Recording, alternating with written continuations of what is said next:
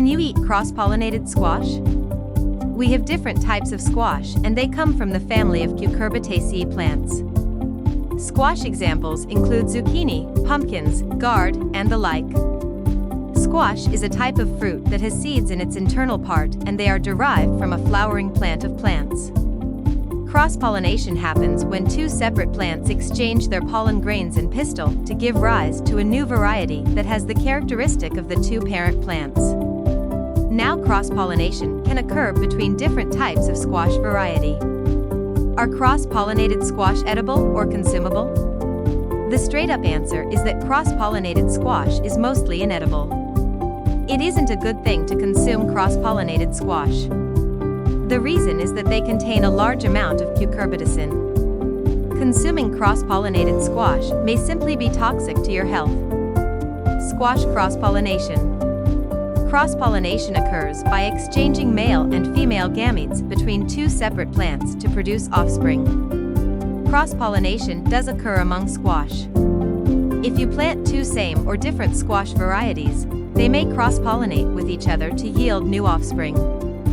Cross-pollination can occur in squashes and pumpkins. Seed saving from squash. It is pretty rewarding to save seeds from your garden. However, you need to be careful of the type of seed being saved, particularly if they have been cross-pollinated. If the seeds of cross-pollinated offspring of squash are saved and planted the following year, it may give rise to a totally different plant that is inedible. What squash will cross-pollinate with other squash? The following squashes from each group can cross-pollinate with each other: zucchini, acorn, delicata, patty pan, yellow crookneck, and spaghetti squash. Pumpkins and gourds can also cross-pollinate with these groups of squash: buttercup, butternut, Hubbard, and turban squash.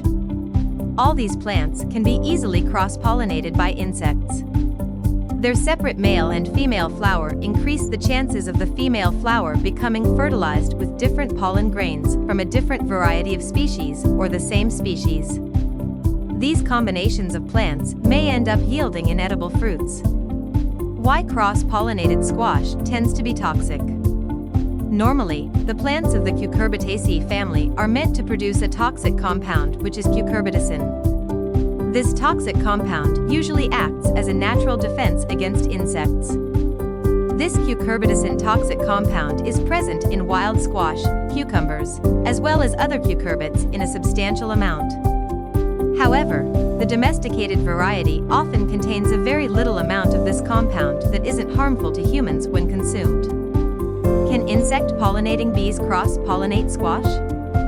Squash are insect-pollinated plants. Hence, bees can cross-pollinate squash. You may even be growing just one type of squash variety in your garden. Bees can simply collect a different pollen grain from your neighborhood and cross-pollinate it with yours. How to avoid cross-pollinated squash in your garden? It is required you separate them by a good distance of 1.5 to a mile. Additionally, you can build some barriers to reduce the chances of pollinators cross-pollinating your plants drastically. Furthermore, you can cage or net your entire plants. Or you can simply tape new male and female flowers as they begin to form. But this method usually requires hand pollination of flowers once they are ready to pollinate.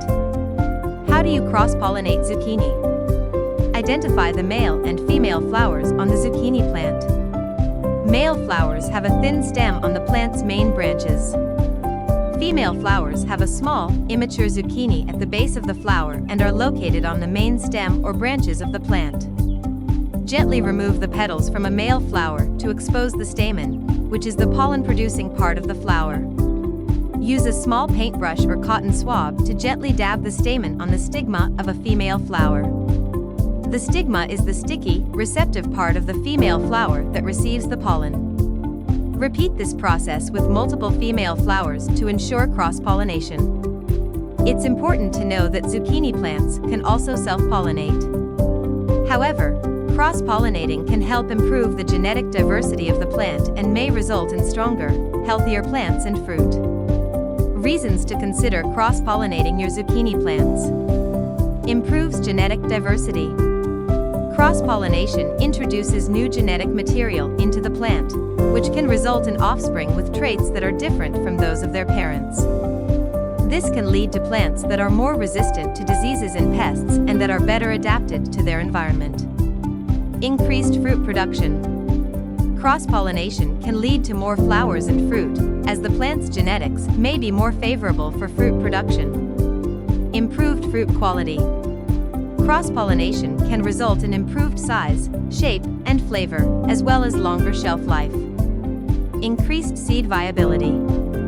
Cross-pollination can result in seeds that are more viable and able to germinate and grow into healthy plants. Although cross-pollination has added benefits, it can be tricky to master. Conclusion. So, we have answered the question, can you eat cross-pollinated squash? Hence, if you encounter a cross-pollinated squash, it is very likely they contain a huge amount of the toxic compound cucurbitacin. So, do well to avoid eating them so you don't experience serious illness as a result of consuming them. If you liked this video, don't forget to like and subscribe.